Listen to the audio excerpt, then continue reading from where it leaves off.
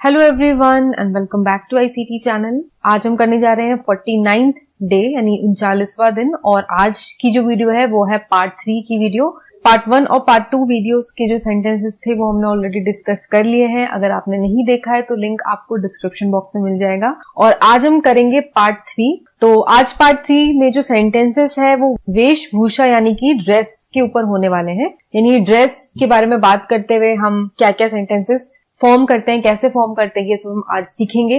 तो वीडियो शुरू करें उससे पहले चैनल पे नए हैं तो चैनल को सब्सक्राइब करें और बेल आइकन भी प्रेस कर दें जिससे चैनल पे आने वाली कोई भी वीडियो आपसे कभी भी मिस ना हो। तो चलिए let's start with today's video. तो फर्स्ट सेंटेंस इज यह कपड़ा 12 रुपए मीटर है, यानी 1 मीटर जो है वो 12 रुपए का है। तो इसे हमें इंग्लिश में कहना है तो how we will speak this cloth is 12 rupees a metre या पर मीटर। तो हम कह सकते हैं this cloth is 12 rupees per metre, या फिर हम ये भी कह सकते हैं कि this cloth is 12 rupees a metre. तो पर या फिर ये दोनों का ही मतलब होता है यानी प्रति मीटर। अगला है कृपया बरसाती कोट पहनना मत भूलें। तो बरसाती कोट यानी रेन कोट जो हम बारिश में पहनते हैं। तो please don't forget to wear a rain coat. Don't forget यानी do not forget. Do not को ही हमने शॉर्ट में डोंट लिखा है। Please don't forget to wear a raincoat. तो यहाँ पे हम कृपया का यूज कर रहे हैं यानी हम रिक्वेस्ट कर रहे हैं या हम किसी को याद दिला रहे हैं, तो इसलिए हमने यहाँ पे प्लीज से सेंटेंस को स्टार्ट किया है कि please don't forget to wear a raincoat, यानी ये एक रिमाइंडर है, ये कोई ऑर्डर नहीं है। अगला सेंटेंस है यह कपड़ा बहुत गर्म है। तो गर्म है मतलब हॉट नहीं लिखेंगे हम कि कपड़ा हॉट नहीं होता बल्कि कपड़ा जो है वो वार्म होता है। तो दिस क्लोथ इज एक्सट्रीमली या this cloth is very warm. भारतीय महिलाएं प्रायः साड़ी पहनती हैं। तो प्रायः साड़ी पहनती है यानी कि अक्सर साड़ी पहनती है, ज्यादातर महिलाएं, भारतीय महिलाएं हैं वो ज्यादातर साड़ी पहनती हैं। तो प्रायः के लिए यूज किया गया है क्या वर्ड, यूजुअली या फिर मोस्टली। तो हम कहेंगे इंडियन विमेन यूजुअली या मोस्टली वेयर साड़ीज। गीले कपड़े न पहनो। डोंट वेयर वेट क्लोथ्स या don't put on wet clothes. तो वेयर का मतलब भी होता है पहनना और पुट ऑन का मतलब भी होता है पहनना। पुराना कोट पहनो नई किताब खरीदो, यानी ये कहावत है कि कपड़े पुराने पहनो लेकिन किताब हमेशा नई खरीदो।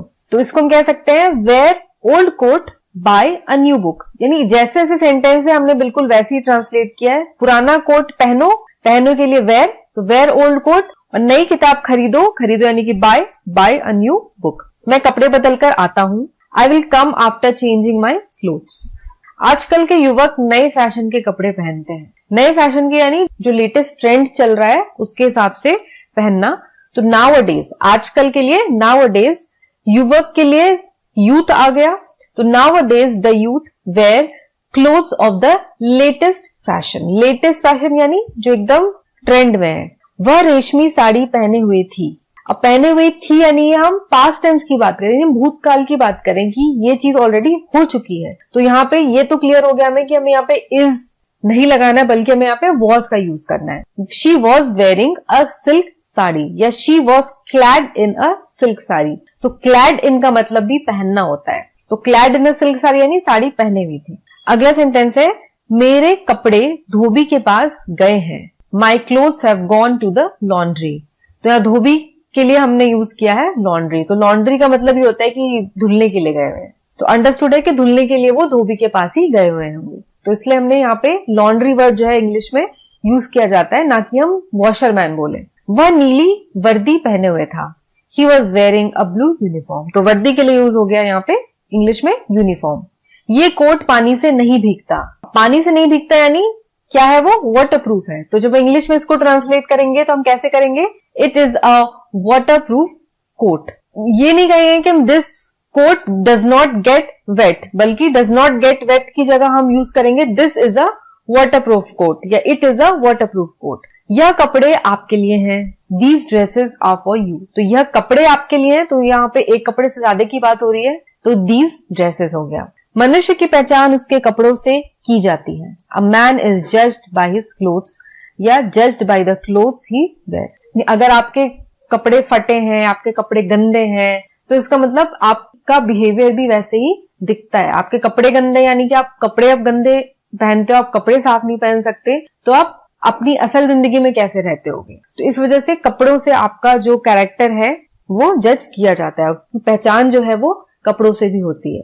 ये ड्रेस मुझे कुछ तंग है यानी कि टाइट है, तो this dress is a little tight for me. यह कोट कमर से ढीला है। अब कमर से जब हम कपड़ों की बात करते हैं, जब हम ये सेंटेंसेस हम ड्रेसेस के बारे में, आज जो सेंटेंसेस है वो हम ड्रेसेस के बारे में पढ़ रहे हैं, तो ड्रेसेस के सेंस में जब हम पहनावे की बात करते हैं तो उसमें कमर हम वेस्ट बोलते हैं। तो यहाँ पे कमर से ढीला है यानी this coat is loose at the waist. आपके पास कमीजों का कपड़ा है, डू यू हैव शर्टिंग्स। तो शर्टिंग्स का मतलब ये होता है जिससे कमीज यानी कि जिससे शर्ट बनती है, उस कपड़े को शर्टिंग्स बोलते हैं। जी हाँ, हमारे पास सूट के अच्छे कपड़े भी हैं। Yes we have good suitings also. अब सूट के कपड़े यानी जो कोट पैंट बनता है वो पूरा उसको कहते हैं सूट सेट, तो उसके जो कपड़े हैं उसको सूटिंग्स बोलते हैं, और सिर्फ शर्ट बनाने का जो कपड़ा है उसे शर्टिंग्स बोलते हैं। मेरा सूट तुम्हारे सूट से भिन्न है, my suit is different from yours, या your suit is not like mine. तो दोनों तरीके से कह सकते हैं कि my suit is different from yours यानी मेरा सूट तुम्हारे सूट से अलग है, या फिर your suit is not like mine, तुम्हारा सूट मेरे सूट के जैसा नहीं है। उसकी कमीज मेरी कमीज जैसी नहीं है, his shirt is not like mine, his shirt is not similar to mine. दोनों ही तरीके से हम कह सकते हैं। याद रखें, रिमेंबर, किसी शब्द के अंत में लेस आए तो उसे नकारात्मक विशेषण समझिए। जैसे he is a shameless person, needless to say that you are a thorough gentleman.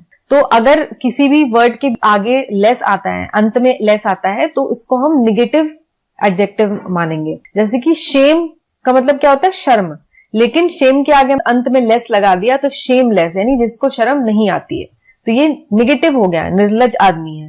Needless, need का मतलब आवश्यक, और लेस लगा दिया तो अनावश्यक, यानी उसका उल्टा मीनिंग हो गया, निगेटिव मीनिंग हो गया। Cloudless sky in the month of Sawan can really worry the poor Indian farmers. Cloudless, cloud का मतलब बादल होना और क्लाउडलेस का मतलब बादल नहीं होना, तो ये निगेटिव मीनिंग आ रहा है। Astronauts remain weightless while travelling in space. तो यहाँ पे वेटलेस, वेट का मतलब होता है वजन, और वेटलेस यानी वजन नहीं होना। तो ये हमने देखा कि लेस लगा के जो वर्ड्स है उनका जो निगेटिव मीनिंग है यानी जो अपोजिट मीनिंग है वो निकलता है। लेस का अर्थ है बिना या हीन। कई ऐसे शब्द हैं जिनके साथ फुल लगाया जा सकता है तथा लेस भी लगाया जा सकता है। उदाहरण के लिए मर्सीफुल, मर्सीलेस। तो मर्सीफुल यानी जो दयावान है, ने जो दया से भरा हुआ है, और मर्सीलेस यानी जिसे बिल्कुल दया नहीं आती है। कलरफुल और कलरलेस, तो ऐसे ये वर्ड्स हैं जिसमें FUL फुल लगा के भी वर्ड्स बनते हैं और LESS लगा के भी वर्ड्स बनते हैं। वैसे केयर के साथ बन गया केयरफुल भी और केयरलेस भी। केयरफुल का मतलब सावधान, केयरलेस का मतलब लापरवाह। पिटी से बना पिटीफुल और पिटीलेस।